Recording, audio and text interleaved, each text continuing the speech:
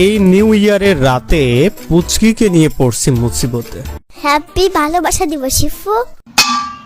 ভালোবাসা দিবস মানে বুঝলাম না তো। আরে পাগল গাধা গরু ছাগল, যে কোনো ছুটির দিনই তো তোমার কাছে ভালোবাসা দিবসের মতো। কারণ তুমি ছুটি পেলে তো গার্লফ্রেন্ডের সাথে দৌড় দাও। আন্দাজে কথা বলো না তো, হুদাই পেঁচার পারো সবসময়। পেশাল পারি নাকি আমি ডিম পারি, আই ডোন্ট কেয়ার।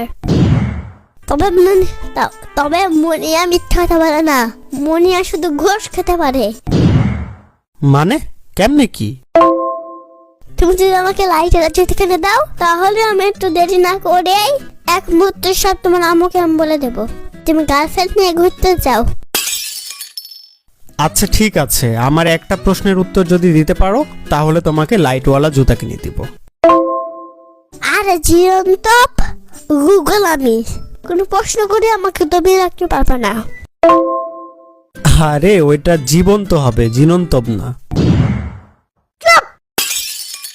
বেশি কথা বললে জীবন্ত দাফন করে দেব। আচ্ছা যাই হোক, তোমার প্রশ্নটা হলো নিউ ইয়ারে আকাশে আতশবাজি আর মাটিতে পটকা ফোটায় কেন? আরে পাগলো তো সাপের মতো সোজা।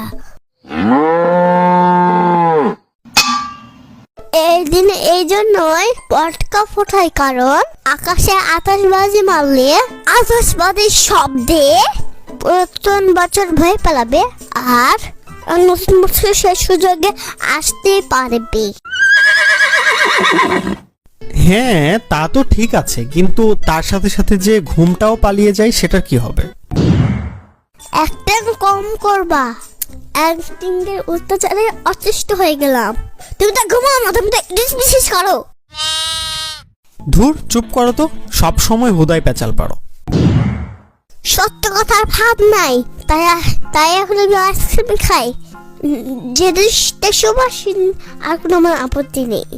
যাই হোক, নতুন বছর উপলক্ষে আনন্দ করতে গিয়ে আতশবাজি আর বিভিন্ন প্রচণ্ড শব্দে পাখিরা হুমকির সম্মুখীন হয়।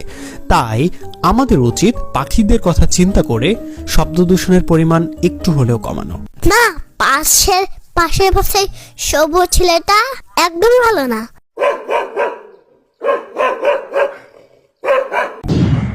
কারণ তোমার মতো সে বেরি খাই। পাশের বাসার শুভর নামে একদম বদনাম করবা না, ছেলেটা অনেক ভালো আর আমিও অনেক ভালো। আমরা তোমার মতো ফিডার খাই না আর বিছানা ভরে মুতু করি না।